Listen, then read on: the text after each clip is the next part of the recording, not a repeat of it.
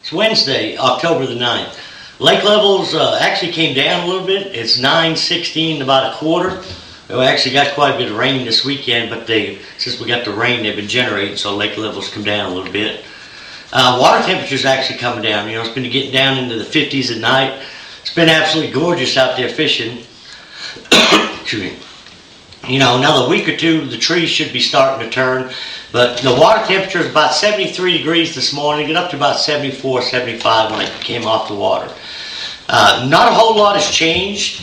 Actually, since that front came through this weekend, you know, they're still biting the crankbait good early and a jig. It seems like the bite's real good up till about 8:30, 9 o'clock. And the last few days have been so bluebird that you kind of go through a lull for 2 or 3 hours. And the bite's actually been picking up in the afternoon around noontime. You know, there's a couple things. The wind's been picking up, and I just think that there's a little bit better bite in the afternoon than there is in that mid-morning deal. A lot of the fish I'm catching are still on the wiggle wart and the jig, and they're not that deep. You know, most of them are anywhere from 5 foot out to as deep as maybe 18 or 20. Now today, when we got through the part of the morning, you know, when the bite really slowed down, I mixed it up a little bit. We went out and did some drop shotting. You know, we caught a few short fish, but not much success drop shot. And so we went up and started flipping some docks. And it was about 11:30, 12. But we caught them in shallow docks. You know, they were like on gravel, just off the main lake, and some were back in the creeks.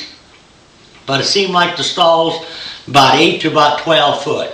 And what I caught them on was we were throwing 2 different jigs. I was throwing a 3/8 ounce Snowden jig, brown with a little bit of orange in it, tipped with a critter craw.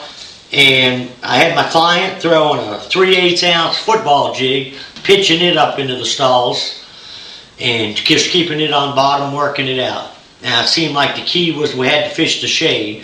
And even the docks that had good shade on them, we could get down on the front of the dock and make a cast parallel and work that 3/8 ounce football jig down along the side in the shade. We picked up a few fish like that.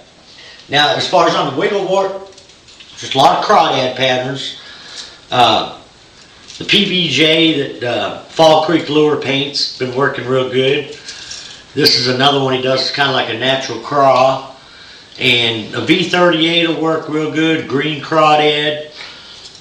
Been working real well. And most of these fish, like I say, they've been biting it up till about 8:30, 9 o'clock. And they've been on main lake secondary points. Not flat gravel, but kind of where it goes from gravel to chunk rock. Just, transition banks. And some of them have actually even been out there suspended. A lot of times the boat might be setting in 20, 25 foot. And we may catch some of them fish when that bait's out over about 15 foot. Well, that bait will only go down about 8 foot. So I don't know whether them fish are following the bait back out from the shallows, but I can see some of them on my electronics. I can see them suspended out there. Now, on the football jig, I'm using a 1/2 ounce, and I'm using a pretty big jig for as shallow as I'm fishing. I'm throwing a 1/2 ounce and a 5/8, and it's kind of the same jig I've been throwing for the last week or two. It's a 5/8 ounce pig sticker. It's a XXX color, but anything with the watermelon or watermelon candy skirt's been working for me. The trailer I've been using is a Zoom Speed Craw watermelon candy with red flake, and another one that had one of my clients throwing. What I do with it. But anyways, it's that 3/8 ounce, and I've got a twin tail chompers on it. The chomper seems to give out a lot more action when you're working the bait and swimming it. And what's kind of strange is like today where it was real dead still, it seemed like they wanted the bait moving. You got to mix it up from day to day as far as what kind of retrieve you use. Today, once you got the bait down on bottom, you could almost just reel it real slow, just like you was fishing a crankbait. But the main thing was you had to stay in contact with bottom.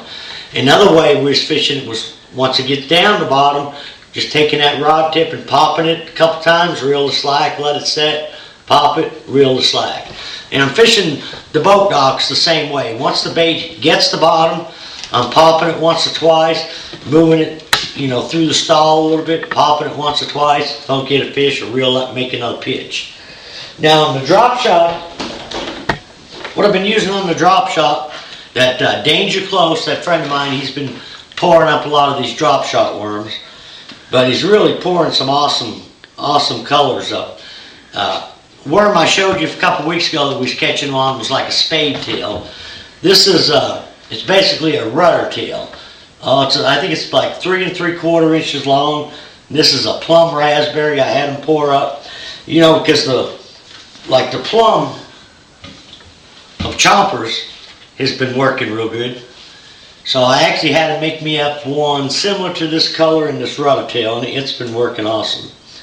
Like I say, I've been catching a lot of little fish on it, but as the water starts to cool down, the drop shot bite will get a little bit better. And a lot of these drop shot fish haven't been that deep. They've been about 25 foot deep. I've been catching them out on the ends of boat docks, some of them out of brush piles, and some of them over submerged timber.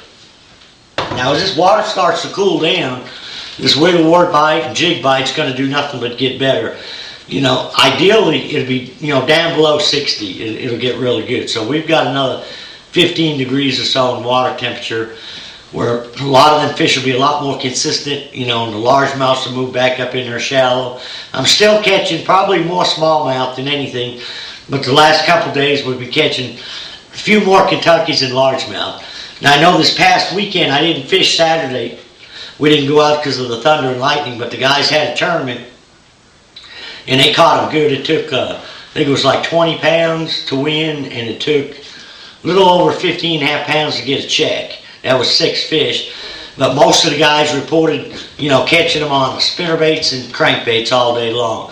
And that's a, a perfect fall scenario when you have, a lot of days with clear high skies, and then all of a sudden you get a front that comes in where it rains all day. A guy can just put the trolling motor down and fish shallow. And we're supposed to have another day like that. I think maybe Friday we're supposed to get some rain and clouds.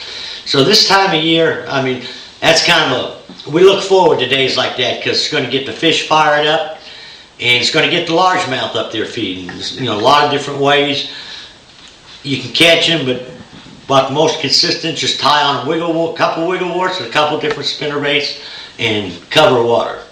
If anybody's in the market for a boat, I've just got my new boat ordered today. I've been so happy with my Z9 that I'm going to order the same exact thing. So I've got a boat that's going to be for sale in about a month, and it's just right at a year old. It's a Z9 with a Mercury 250 Pro XS. If you need any more information, email me or call me, and I'll get you what you need. So, till next week, good luck, good fish.